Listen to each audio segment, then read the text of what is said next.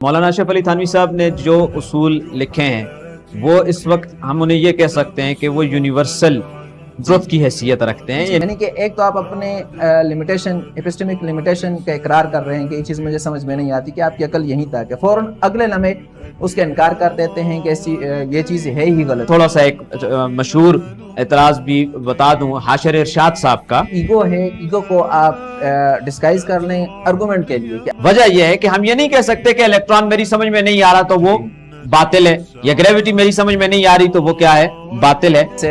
Psychological projection فلسفی بھی کہتے ہیں کہ جو اپنے ذہن کی حدود ہے اسی حدود کو باہر ہم کائنات کی حدود سمجھ لینا. حالانکہ اس کا اپنا مشاہدہ وہ نہیں ہے، تو اس کے مشاہدے نہ ہونے سے یہ بات تو ثابت نہیں ہوتی کہ وہ چیز کا وجود ہی نہیں ہے. بلکہ جیسے میں نے محترم حاضرین و سامعین، تفہیم نو کے پلیٹ فارم میں شبہات اور مغالطے کے تیسرے حصے میں ہم آپ کو خوش آمدید کہتے ہیں. ہمارے ساتھ حسب معمول موجود ہیں جناب ڈاکٹر مفتی محمد ابراہیم صاحب. ڈاکٹر صاحب آپ کا بہت بہت شکریہ، آپ تشریف لائے. جی بہت شکریہ. اچھا ڈاکٹر صاحب، بعض اوقات یہ ہوتا ہے کہ ہم اپنی روزمرہ زندگی میں یہ کہہ دیتے ہیں کہ یار یہ جملہ مجھے سمجھ میں نہیں آیا. عموماً یہ بے ضرر سا جملہ ہے، لیکن اگر سمجھ میں نہ آنا، اگر ہم کسی چیز کے حق ہونے یا کسی چیز کے باطل ہونے یا کسی چیز کے صحیح ہونے یا کسی چیز کے باطل ہونے کو اپنا معیار سمجھ لیں، کسوٹی سمجھ لیں، تو پھر یہ انتہائی خطرناک ہے. اسی سلسلے میں اشرف علی تھانوی صاحب رحمہ اللہ کی جو کتاب ہے الانتباہات المفیدہ، جسے بعض لوگ علم و کلام جدید کا نام بھی دیتے ہیں اور منطق جدید کا نام بھی دیتے ہیں اور فلسفہ میں بھی اسے شمار کرتے ہیں. وجہ یہ ہے کہ اس میں جو اصول، قوانین اور ضوابط بیان ہوئے ہیں عقلی طور پر، آپ اسے موجودہ زمان میں کہہ دیں ریشنلزم کے حوالے سے، امپیریسزم کے حوالے سے، وہ انتہائی مضبوط ہیں.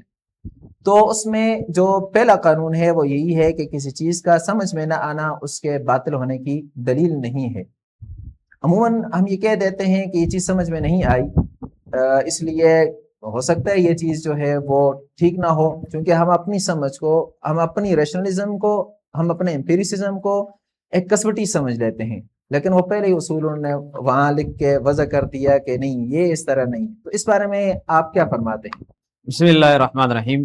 دیکھیے یہ آپ نے بالکل صحیح بات کی کہ مولانا اشرف علی تھانوی صاحب نے جو اصول لکھے ہیں وہ اس وقت ہم انہیں یہ کہہ سکتے ہیں کہ وہ یونیورسل ٹروتھ کی حیثیت رکھتے ہیں. یعنی ان کی حیثیت ایسی ہے کہ وہ انکار نہیں اس سے کیا جا سکتا. یہی وجہ ہے کہ علم الکلام میں بھی وہی ان اصولوں کو دیکھا جاتا ہے، فلسفہ میں بھی اسی طرح اور بھی.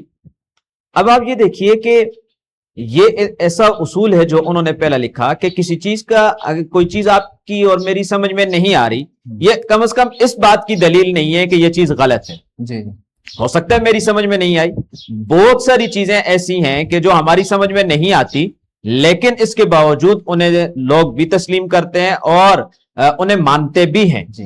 اب ہمارے زمانے میں جو اعتراضات اسلام کے خلاف کیے جاتے ہیں ان میں سے اکثر کا حال یہ ہے کہ وہ صرف اور صرف اس بنیاد پر ہیں کہ میری سمجھ میں نہیں آ رہی. اچھا میں اگر اس میں یہاں تھوڑا سا ایک مشہور اعتراض بھی بتا دوں حاشر ارشاد صاحب کا، کہ وہ بڑے دھیمے انداز میں بعض دفعہ ایسی بات کہہ دیتے ہیں کہ لوگ ان کے انداز سے متاثر ہو کے سمجھتے ہیں کہ یہ بات ٹھیک ہوگی.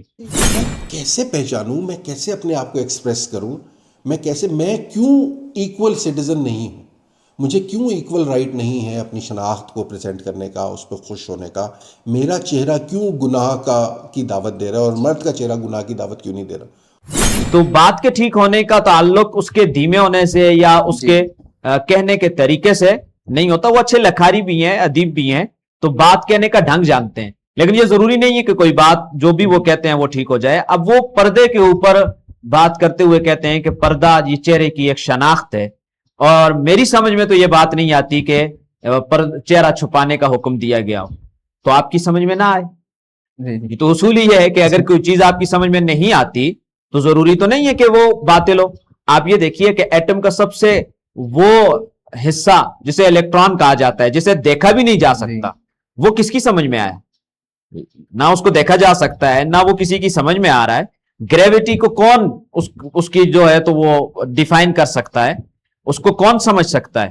نہ گریویٹی کی اصلیت کسی کو سمجھ میں آ رہی ہے، نہ الیکٹران جو ہے وہ سمجھ میں آ رہا ہے، لیکن اس کے باوجود گریویٹی کو بھی مانا جا رہا ہے اور الیکٹران کو بھی مانا جا رہا ہے. وجہ یہ ہے کہ ہم یہ نہیں کہہ سکتے کہ الیکٹران میری سمجھ میں نہیں آ رہا تو وہ बातिल है, या ग्रेविटी मेरी समझ में नहीं आ रही तो वो क्या है, बातिल है। तो यही मौलाना अशरफ अली थानवी साहब ने ये बात कही कि जो चीज समझ में नहीं आती जरूरी नहीं है कि वो बातिल भी हो। जी डॉक्टर साहब, इसे लॉजिक 101 जो मशहूर है, यूरोप में पढ़ाई जाती है, वहाँ जो सिलेबस में है, उसमें ये इस नाम से है कि no evidence is not the evidence of absence. ये ऐसे ये कहा जाता है कि arrogance is not the evidence of absence.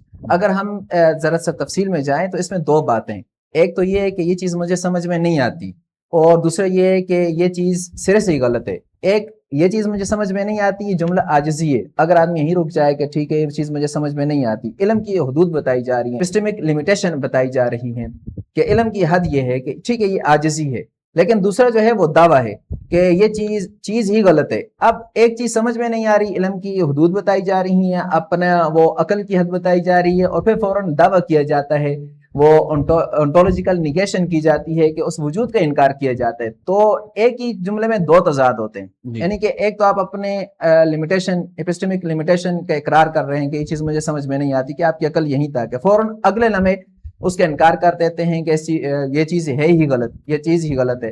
तो एक जुमले में दो तजाद जमा हो गए हैं, तो सामने बिल्कुल नतीजा यही निकलता है कि ये जुमला ही जो है किसी चीज़ का समझ में ना आना और उससे फिर उस पर कोई फैसला ले लेना, ये मुंतकी उसूलों के लिहाज से बिल्कुल ही गलत है। यानी आप ये कहना चाह रहे हैं कि जैसे हाशिर इरशाद साहब ये कहते हैं कि मुझे ये बात समझ में नहीं आती कि चेहरा शनाख्त की अलामत है, तो इस्लाम में इसको छुपाने का हुक्म दिया जा रहा है। जी बिल्कुल। तो अब एक तरफ वो अपनी समझ के नाकाफी होने का भी इजहार कर रहे हैं, और दूसरी तरफ वो ये भी कह रहे हैं कि ये इस्लामी हुक्म नहीं हो सकता, या ये हुक्म जो है वो गलत है। तो एक ही जुमले में दो चीजें, जिसको हमारे यहाँ ये भी कहा जाता है कि इज़ा तारज़ा तसाक़ता, जब दो चीजों का आपस में तारुज़ हो जाए तो वो गिर जाते हैं। यानी यहाँ एक तरफ इज्ज़ है और दूसरी तरफ उनका दावा है, तो दो ही जुमलों में इनका तजाद हो जाता है। यही वजह है कि इस तरह के उमूमी दावे वो आजकल अगर आप ये देखें कि जितने हमारे एतराज़ात इस्लाम के ऊपर हो रहे हैं, जितने एतराज़ात, मसलन आप देखें कि एक एतराज ये कर देते हैं जी कि ये 7 ज़मीनें हैं, ये 7 आसमान हैं, और कुरान करीम में अल्लाह तबारक व तआला 7 ज़मीनों का और 7 आसमानों का तज़किरा करते हैं, तो कहाँ है वो 7 ज़मीनें और कहाँ है वो 7 आसमान? तो वो अब इनको समझ में नहीं आ रहा, तो इसका क्या मतलब है कि वो गलत हो गया जी। या आप ये देखिए कि हमारी बॉडी के अंदर बाज ऐसे ऑर्गन्स हैं जिनके बारे में अभी तक साइंस को कोई उसकी तोजी नहीं मिली, कोई एक्सप्लेनेशन नहीं मिली। बिल्कुल इसी तरह मिसाल के तौर पर, तो क्या इससे ये साबित हो जाएगा कि वो उनका होना ही गलत है, या उनकी वजह से ये कह दिया जाएगा कि अगर खालिक होता तो इनको ना बनाता? तो ये सारी चीजें ऐसी हैं कि अगर इंसान जब ये कह देता है कि मुझे समझ में नहीं आ रही, तो वो अपनी समझ का, जैसे आपने कहा कि आजी का इजहार कर रहा है। इससे कतान ये साबित नहीं होता कि आपको समझ में नहीं आ रही, मुझे समझ में नहीं आ रही, तो वो चीज भी सिरे से क्या होगी, गलत होगी, ऐसा नहीं होता जी। दूसरा, इसमें कोई मंतकी दलील नहीं है, ये उसके अपनी ज़ाती हैरानगी है, ज़ाती तौर पर वो परेशान हो गया, पेशमानी में हैरानगी में होकर फौरन ये दावा कर देता है कि मुझे ये समझ में नहीं आई। ये इसी तरह जैसे आर्गूमेंट फ्रॉम इनक्रेजुअलिटी एक दूसरा लफ्ज़ इस्तेमाल होता है, एक दूसरी इस्तिलाह इस्तेमाल होती है। ये कहा जाता है कि जो ईगो है, ईगो को आप डिस्गाइज कर लें आर्गूमेंट के लिए, कि आपका ईगो है उसे आप आर्गूमेंट बना के पेश कर लें, कि आदमी किस चीज़ पे हैरान हो जाए, परेशान हो जाए, और फ़ौरन अपनी हैरानगी को और परेशानी को एक इमोशनल एनवेलप में लपेट कर फ़ौरन दावा कर ले, आर्गूमेंट बना दिए। इस बिल्कुल इसी तरह है कि किसी चीज़ का समझ में ना आना, आदमी वो खुद हैरान है, खुद परेशान है, और उसको मंतकी दलील के तौर पर पेश करना, तो मंतिक में और बाकी फलसफे में वो तो जज्बात वगैरह को नहीं देखा जाता जी। वो तो उन उसूलों की बात है जो रियाजी की तरह 2+2=4 वाली बात होती है जी। बिल्कुल, देखें मौलाना अशरफ अली थानवी साहब ने भी इसके बारे में जो मिसाल जिक्र की वो यही की कि अगर एक देहाती आदमी जिसने सारी उम्र बैलगाड़ी देखी है, उसको अगर ये कहा जाए कि आप एक ट्रेन है जो बगैर बैलों के वो चलती है, और एक ऐसी गाड़ी है कि जो एक शहर से दूसरे शहर में जाती है, तो चूंकि उसका मुशाहिदा नहीं है, तो वो उसका ये कह दे कि नहीं ऐसा हो ही नहीं सकता, ये गलत है, कोई गाड़ी ऐसी चल ही नहीं सकती, तो ये बात अक्लन दुरुस्त नहीं है। उसका अपना मुशाहिदा वो नहीं है, तो उसके मुशाहिदे ना होने से ये बात तो साबित नहीं होती कि वो चीज का वजूद ही नहीं है। बल्कि जैसे मैंने आज के लिहाज से ये भी कहा कि इलेक्ट्रॉन का तो किसी का मुशाहिदा नहीं है जी। ग्रेविटी का तो किसी का भी मुशाहिदा नहीं है ना, उनके आसार इंसान देखता है, तो उनके आसार से جب یہ کہا جا سکتا ہے کہ کسی چیز کے لیے اس کا اگر مشاہدہ نہیں ہے تو اس کی تردید نہیں ہو سکتی، وہ غلط نہیں قرار دی جا سکتی، تو یہی وہ اصول ہے۔ اچھا، یہ اسی طرح جیسے ناقابل تصور انکنسیویبل کو ہم ناممکن کے برابر کر دیں کہ انکنسیویبل از اکول ٹو امپاسبل، کہ یہ جو چیز تصور میں نہیں آتی وہ ناممکن ہے۔ جیسے آپ نے فرمایا کہ ٹرین والی اور فزکس والی وہ جو قوانین والی بات ہے، تو جو چیز تصور میں نہ آئے اسے ہم کہتے ہیں کہ یہ ناممکن ہے۔ دوسرا، ہم اس میں اسی قانون کے تحت ہم یہ بھی ایک چھوٹی سی غلطی کر دیتے ہیں جسے کیٹیگری مسٹیک کہتے ہیں، کہ مابعد و طبیعت والی چیزوں کو ہم یہاں اس دنیا میں لگا دیتے ہیں جو کہ نیچرل قوانین کے مطابق چلتی ہے، اور جو نیچر کے قوانین سے ماورا ہے، بیانڈ دا نیچرل لا ہے، ہم اس پہ ایک دوسرے کو فٹ کر دیتے ہیں، جیسے پلسرات کو کر لینا۔ یہ اسی طرح جیسے ہم کسی کے رنگ کی پوچھیں، رنگ کی لمبائی کتنی ہے اور کسی کلر کا وزن کتنا ہے، یہ وہی ساری باتیں ہیں۔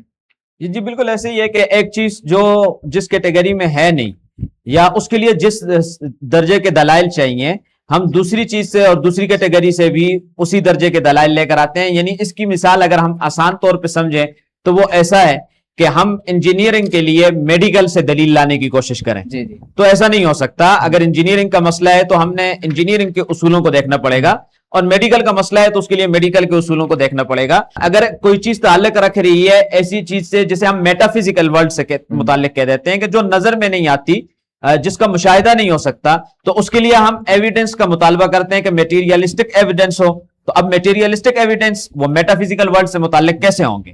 وہ تو نہیں ہو سکتے۔ تو اب یہی بنیادی غلطی ہوتی ہے کہ ہم مابعد طبیعت جو چیزیں ہیں یا جو چیزیں جو وحی کے ذریعے سے ہمیں ملی ہیں، ان کے لیے ہم کوشش یہ کر رہے ہوتے ہیں کہ ہمیں میٹیریلسٹک کوئی اپروچ مل جائے، یا میٹیریلسٹک ہمیں اس کے لیے کوئی ایویڈنس مل جائے، اور اگر نہیں ملتا تو ہم یہ کہہ دیتے ہیں کہ چونکہ ہمیں اس کے اوپر کوئی قابل مشاہدہ اور قابل تجربہ کوئی ایویڈنس نہیں ملا، لہٰذا یہ غلط ہے۔ تو یہ ایسا نہیں ہے، یہ ساری کی ساری باتیں صرف اتنی ہے کہ عقل محدود ہے، اور میری جب عقل محدود ہے، فہم محدود ہے، تو مجھے وہ چیزیں نہیں ملیں گی یا مجھے وہ سمجھ میں نہیں آتی، تو اس سے قطعاً یہ لازم نہیں ہوتا کہ وہ چیز بھی کیا ہو، باطل ہو۔ بالکل ڈاکٹر صاحب، جیسے آپ نے فرمایا کہ عقل محدود ہے، اس میں ہم کیا کرتے ہیں کہ اپنی عقل کی حدود کو کائنات کی حدود سمجھ لیتے ہیں، اسے سائیکالوجیکل پروجیکشن فیلسی بھی کہتے ہیں، کہ جو اپنے ذہن کی حدود ہے اسی حدود کو باہر ہم کائنات کی حدود سمجھ لینا۔ حالانکہ ذہن ہمارا محدود ہے تو ہم کائنات کو بھی اور کائنات کے اصولوں کو بھی، قوانین کو بھی ہم محدود سمجھ لیتے ہیں۔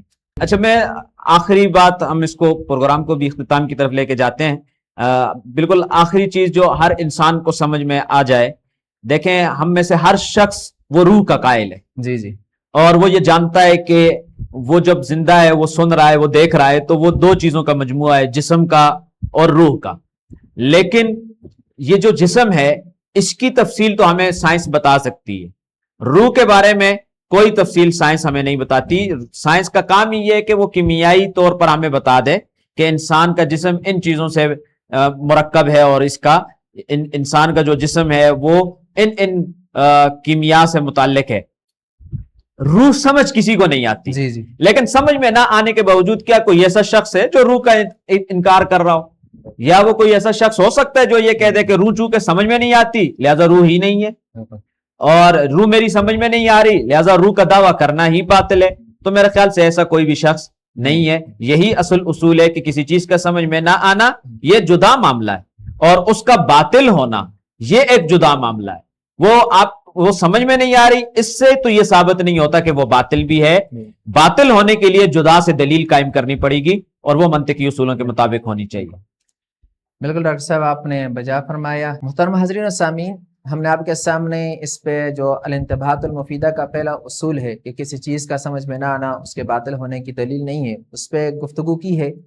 آپ ہمارے ساتھ جڑے رہیں، ملتے ہیں اس سے اگلے اصول کی وضاحت کے ساتھ، تب تک فی امان اللہ۔